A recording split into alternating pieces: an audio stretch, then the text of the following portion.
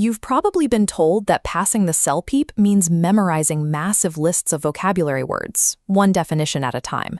Staring at flashcards helps you recognize a word on a page, but it often leaves you unable to use that word when the clock is ticking during the speaking and writing modules. CELPIP graders look for how naturally you apply these terms to daily Canadian life. Spending the exact same amount of energy on every word on a list will likely result in a flat score. You end up with a shallow understanding of 15 words instead of the deep contextual mastery required for a higher CLB level. Instead of rote memorization, we can treat your study time as an investment by using a triage strategy based on the guide's specific data. This chart evaluates every word based on two metrics.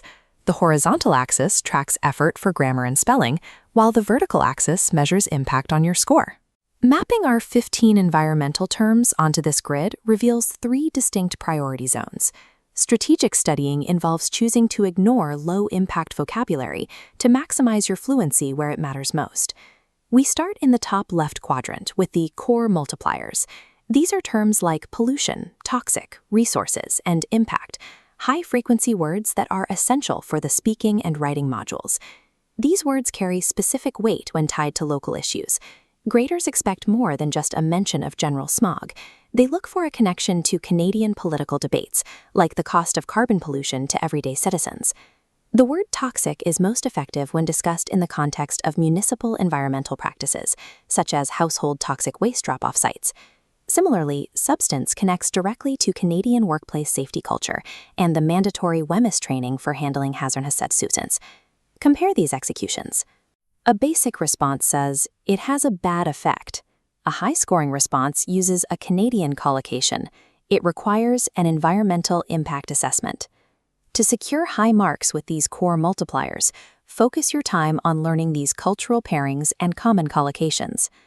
Next are the score separators.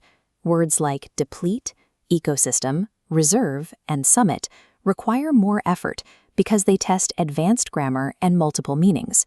Reserve is a common trap. While you might use it to book a table at a restaurant, the CELPIP also tests its sociocultural meaning regarding a First Nations reserve or protected wildlife areas. Summit is also frequently used in news broadcasts to describe high-level international political meetings.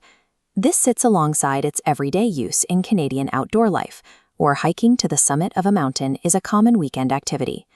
These words also test your grammatical precision. Using deplete correctly means knowing how to use the verb form properly compared to the noun form depletement. Mastering these score separators allows you to navigate complex reading and listening sections without falling for multiple meaning traps. Finally, we have the background noise, highly academic terms like botany, flora, fauna, and geology. These demand significant effort to spell and use actively, yet they are almost never required in the speaking or writing modules. They typically appear as context in dense scientific passages. You can usually answer the related test questions without knowing their exact definitions.